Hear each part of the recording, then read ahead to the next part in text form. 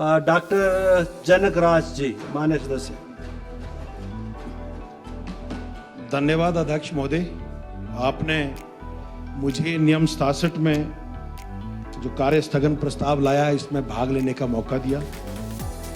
अपनी बात शुरू करने से पहले मैं माननीय सदस्य संजय रतन जी ने जो कहा, पहले अपनी बोल लो, लास्ट में बोलना हो। वो बिल्कुल साथ साथ आ जाएगा, अच्छा लगेगा सुनने में।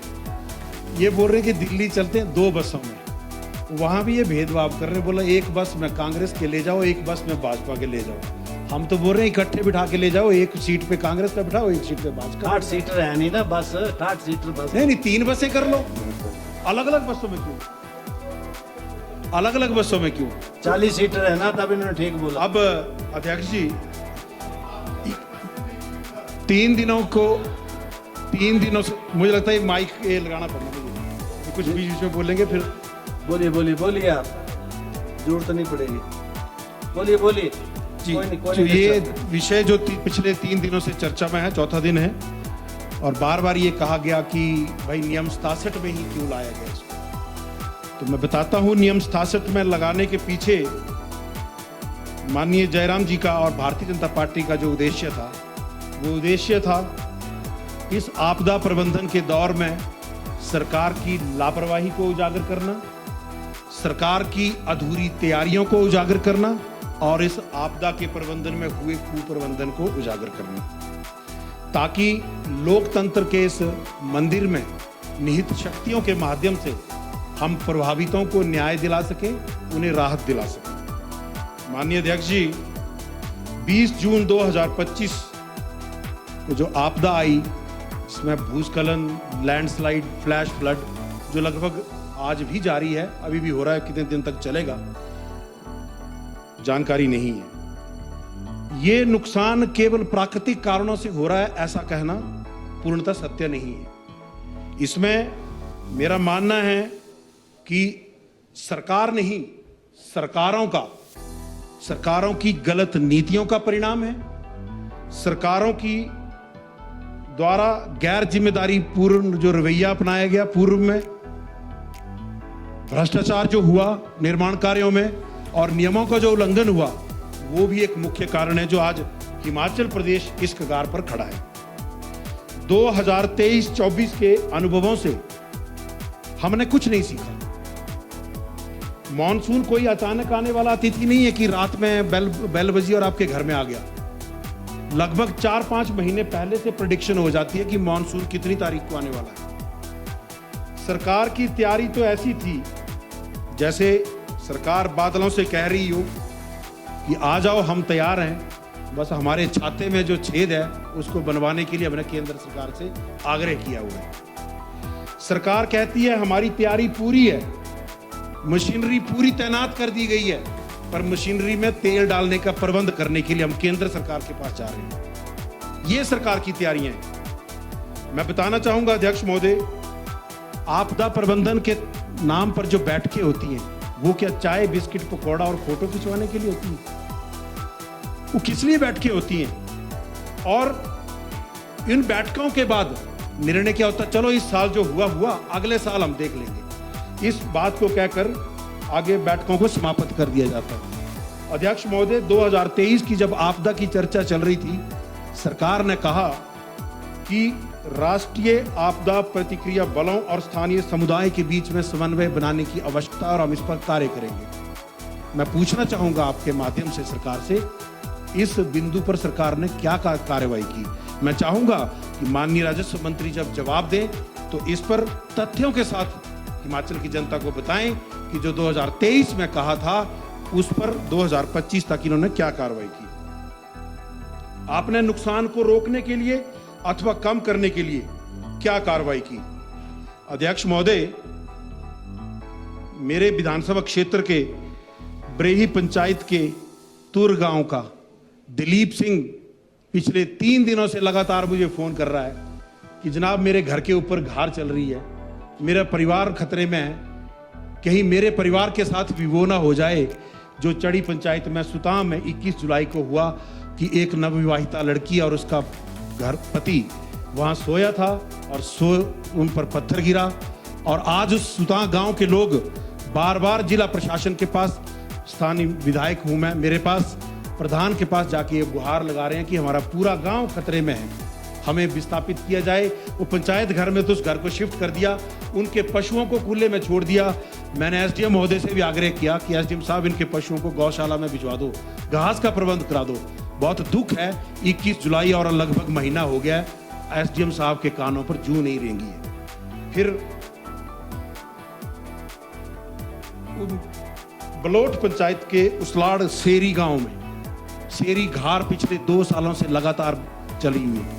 लगभग 1500 की आबादी के लोग उस घार की वजह से मुख्य मार्ग से कट चुके हैं और उनको 4 घंटे ऊपर पहाड़ चढ़ के दूसरी तरफ जाना पड़ता है। बच्चे स्कूल नहीं जा पा रहे हैं, बीमार लोगों को अस्पताल ले जाने में दिक्कत हो रही है। और बार बार हमारे आग्रह करने के बावजूद भी जिला प्रशासन ने उस घार को रोकने के लिए कोई ना कभी वहां दौरा किया, ना कभी वहां जाकर कोई कार्रवाई की। अध्यक्ष महोदय, 2023 में जब आपदा आई थी, मेरे चुनाव क्षेत्र में आपने भी दौरा किया था। आपने जो निर्देश दिए थे, मुझे थोड़ी सी खुशी है पर दुख ज्यादा है कि काम आपके निर्देशों पर हुआ है, पर वो काम की गति कछुए की चाल पे ये चल रहा है। अभी तक वो बग्गा के पास जो डंगे जो आपने बताए थे वो भी अभी तक पूरे नहीं हुए।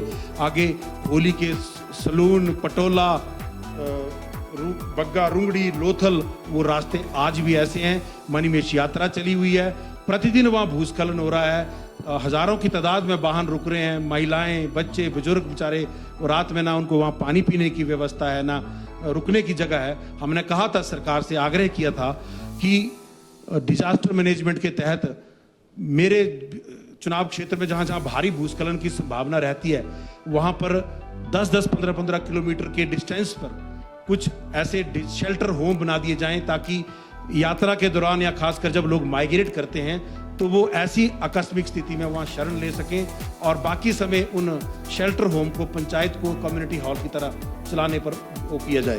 पर उस पर भी कोई कार्रवाई नहीं हुई। फिर ये कहते हैं कि सुझाव दो। सुझाव हमने बहुत दिए, विधानसभा के भीतर भी दिए, लिखित भी दिए, बजट सत्र में भी दिए, मानसून सत्र में भी दिए, शीतकालीन सत्र में भी दिए। ये भी जवाब मैं माननीय राजस्व मंत्री जी से चाहूंगा, हमारे दिए गए सुझावों पर क्या कार्रवाई हुई। ये केवल औपचारिकता नहीं है कि हमने कुछ बोल देना और यहाँ सुन लेना है, परंतु हमारे सुझावों पर कोई कार्रवाई नहीं हुई है। ये बात मुझे बहुत दुख से आपके माध्यम से कहना यहाँ पड़ रही है।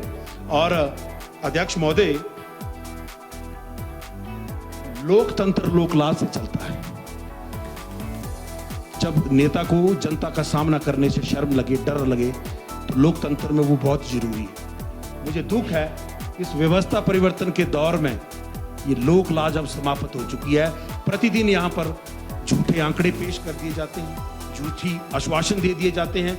इसी सदन में मुझे स्वास्थ्य मंत्री जी ने आश्वासन दिया था, आपने भी कहा था कि 10 दिनों के भीतर मेरे चुनाव क्षेत्र में डॉक्टर लगा दिए जाएंगे। 10 महीनों तक मैं इंतजार करता रहा। मजबूरन मुझे अपने विधानसभा क्षेत्र के लोगों की आवाज के लिए माननीय उच्च न्यायालय जाना पड़ा। उसके बाद जाके वहां 2-3 डॉक्टर की तैनाती हुई है। सदन में जब झूठे आश्वासन दे दिए जाएं तो आप समझ सकते हैं हम लोकतंत्र को किस दिशा में ले जा रहे हैं। अन्यथा लोकतंत्र और तानाशाही में कोई अंतर नहीं रहने वाला। एक मुहावरा है, जिसकी लाठी उसकी भैंस। अभी मालूम है हम सब लोगों को, हिमाचल के लोगों की, कि इस वक्त ये लाठी आपके पास है, परंतु शायद ये आप लोगों की गलत फहमी है। ये लाठी भी हिमाचल की जनता की है, ये भैंस भी हिमाचल की जनता की है, और आपको कोई अधिकार नहीं बनता है कि इस लाठी को आप हिमाचल की जनता की पीठ पर चलाएं। वो दिन दूर नहीं है जिस दिन ये हिमाचल की जनता इस लाठी को आपके हाथों से खींचकर आपकी ही पीठ पे चलाएगी, क्योंकि आपने इस लाठी का दुरुपयोग कर आज उस भैंस को जनता के खेतों में जो उजाड़ करने के लिए छोड़ दिया है, व्यवस्था परिवर्तन में जो व्यवस्था का मजाक बना दिया है, वो दिन दूर नहीं है जब ये लाठी की पीड़ा अब आपकी पीठ पर पड़ने वाली है। ये मुहावरा है साहब, मुहावरा है, वॉयलेंस नहीं है। धमकी नहीं दे रहा हूं, मैं आगाह कर रहा हूं, मैं आगाह कर रहा हूं। नहीं नहीं नहीं, ये आगाह कर रहा हूं। माननीय अध्यक्ष महोदय जी बैठे हैं मुझे रोकने के लिए, मैं आपकी बात नहीं सुनूंगा। चलिए चलिए चलिए, आप इस लाठी का दुरुपयोग ना करें, मैं बार बार आपसे आग्रह ये कर रहा हूं। जनता रूपी भैंस की बात कर रहे हैं। और अध्यक्ष जी, मैं ज्यादा समय नहीं लूंगा क्योंकि मैं आपका सम्मान करता हूं, आपके इस गरिमामय पद का जो आपने मुझे समय दिया है। उसी में ही लास्ट में मैं व्यवस्था परिवर्तन वाली सरकार की कार्यशैली पर एक टिप्पणी करना चाहूंगा। जिस तरह गुलाब जामुन में ना गुलाब होता ना जामुन होता है, दाल चीनी में ना दाल होती है ना चीनी होती है, वैसे इस सुख की सरकार में ना कोई सुखी है ना कहीं सरकार है। अध्यक्ष महोदय, आपने मुझे बोलने का समय दिया, आपका बहुत बहुत अच्छी तैयारी की थी आपने।